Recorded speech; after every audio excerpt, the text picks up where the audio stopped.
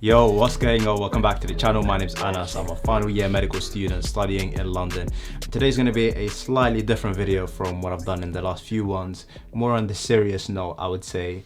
And it's going to be to do with a few things that I have learned in the last probably 10 years before going into the age of 25 that has changed my life. But a quick disclaimer, I wouldn't say that I'm someone who's in a position to be giving definitive life advice, and I'm not one to do that either.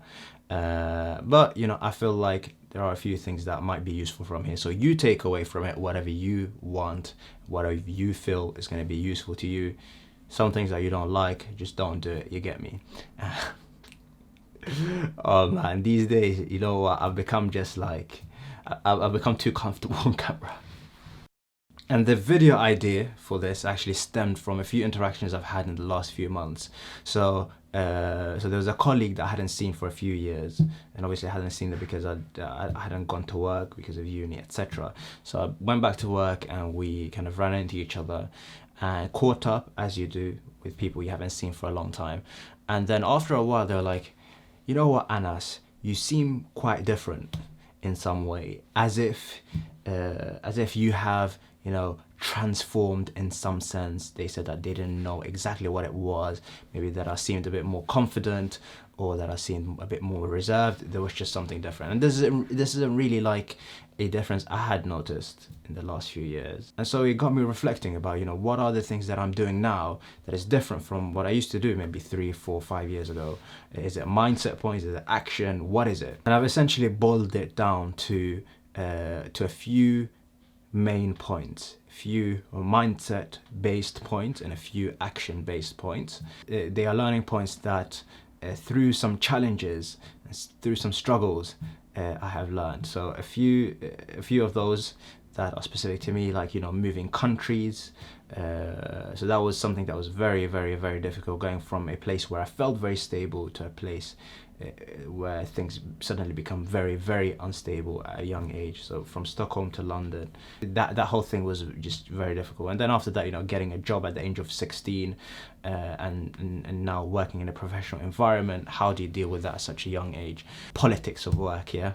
And then moving on from that, going into medical school, where suddenly I was exposed to a whole new demographic of people that you don't necessarily get exposed to or interact with where I'm from, right? So medical students, doctors, professors, just completely different. And then after that, YouTube, social media, which has brought a whole load of new, exciting, difficult challenges. So yeah. So let's just dive into the points directly. Going into the mindset-based points. So the central point, I would say, there are 3 of them in the mindset category. The central one is the principle of feeling like above anyone else on this earth, above any other person, above any other human, you are in control of your own destiny. Now, I do appreciate that there are many things that we are not in control of as people. Like, I wasn't in control of where I was born, neither are you. None of us are in control of whom we're born to. Often we're not in control of our wealth, we're not in control of our IQ, the types of schools we go to. Often we're not even in control of our friendship groups, right? Yes, there are many things that we are not in control over, but specifically I said the feeling of being in control. All of the things that I had already mentioned, those cards have already been dealt and you can't really do anything about them. But what we do know, and this is the principle that I take and that I find useful, is belief leads to action, and action, without a shadow of a doubt, impacts outcome. So let's take the example of 2 people who are applying for the same job or for their dream jobs, yeah? One person believes that, whatever they do, they won't get the job because, for some reason, there's nothing they can do about it. So what ends up happening is, they apply once, they get rejected, they get disheartened, and they stop. Person 2 feels like, there is something that I can do about this. So they apply once, they get rejected, people get rejected, right? So they accept the rejection, they learn from it, and then they apply again. They might get rejected, and then they apply again, and they might get it the third time lucky. And there you go. That's where this principle applies, where it is to the benefit of the person to feel like their actions will lead to a positive outcome. Moving on to the second point. The second point is about, I don't know what to call this, but let's call it equality. Not the type of equality that is talked about all the time, but I guess this is the best word I can find for it at the moment. I might change this. And I've written a blog post about it. I'll link it in the description. And this is to do, what underpins this point is the way a person views themselves in the context of other people who are either better skilled than themselves or who are higher in some type of hierarchy, whether it be like a professional hierarchy or social hierarchy. So for example, if I'm a medical student and I'm somewhere in the middle, how do I view the specialist consultants or the specialist doctors? Or how do I view myself in the context of them? If I'm a surgeon, how do I view myself in the context of of better surgeons? If I'm a tennis player, how do I view myself in the context of other really good tennis players? And I would say that the key here is for a person not to view themselves as inherently lower than the other person who is higher or better skilled. Try and think about why this dichotomy exists in the first place. So if I'm a sales assistant, which I was before, and I'm on the shop floor and the CEO walks in, why does this difference exist in the first place? And what I would say is, the CEO, in order to become the CEO, they must have, worked very, very hard to get to where they are. They must have learned a lot from the experiences they've had and also accumulated a lot of wisdom, but also had a huge amount of luck on their side. And so the follow-up point is, what if you have the opportunity to have the same three things? What if you work just as hard as them and you do get the opportunities to learn and acquire the same wisdom and also have the same luck as them?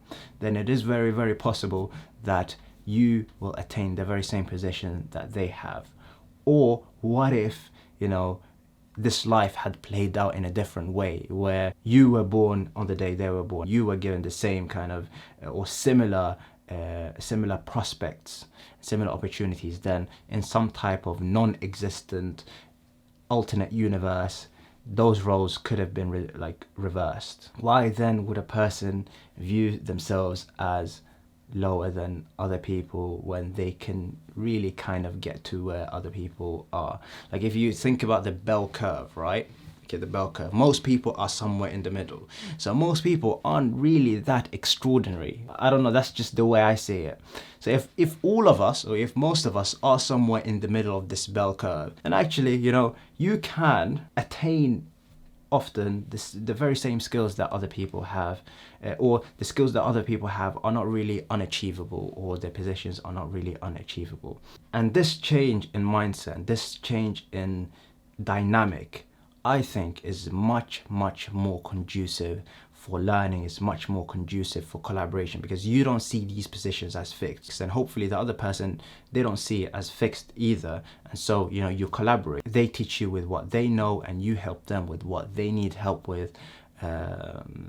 It's much more collaborative. Now moving on to the final mindset point, and this is one that is similar to the first one in wording, but in practice is a bit different. And the principle is that no one decides the destiny of another person. So a lot of people actually struggle with always, thinking about other people's opinions of them or what they do. Or from what it seems is that it is a very common thing. But what I would suggest, and this is the perspective I take, is that when you do really, really think about it, generally the opinion of another person, or the thoughts of another person about you, or about what you want to achieve, or about what you're doing, or any type of opinion generally has no tangible impact on your success rate of that thing. Say I want to become a football player. I want to go pro. And so I have someone in my circle or someone outside my circle, whatever. I have Tom, and Tom thinks that, this is a bit of a joke. It's just a very, very unlikely They think that I'm not really that good at football. Are Tom's thoughts and opinions about how good I am, or whether I'm gonna make it, gonna impact my success rate? Not really, to be honest. What is actually important is how good am I in reality at playing football. Like, it's a different thing if I'm delusional, but if I'm pretty decent, I'm quite good at it, and you know, I perform in matches and this and this and that, that is what's going to impact whether I make it or not what Tom and whatever think about whether I'm going to make it as a football player. So then the follow-up point, or the natural follow-up point from this then is, why would one then place so much heaviness, or why would a person think so much about what every other person thinks when it really has no tangible impact on how well they do, or has no tangible impact on a person's life? Unless obviously Arsenal's manager thinks I'm crap, then obviously I'm not getting into Arsenal, alright? But, or the other aspect is, you know, where is this feedback coming from? Is this coming from a credible source? So if Cristiano Ronaldo comes to me and he says, you know what, your shooting's a bit crap, and you don't have any stamina, you're a bit slow as well, you're unlikely to make it like this. Either, yeah, I mean, I should probably consider maybe pivoting my goals, or consider, you know, working a bit harder, because that is a valuable opinion. But what any random person thinks, that is a bit of a waste of time. So now let's move on to the second category, which is action-based points. And the first, well, there's only one that I'm going to discuss that's worth sharing at this stage, which is not to ask for permission when doing things, or seek approval as like your personal default setting. So this is something that I had already been doing before reading it somewhere, but then I did end up reading it quite recently, which was in Tim Ferriss's 4-Hour Work Week book. And he says there that it is much easier to ask for forgiveness than to ask for permission, especially when that thing is reversible or has very, very low damage. Now, I'm not saying go all psycho, go rebel, whatever.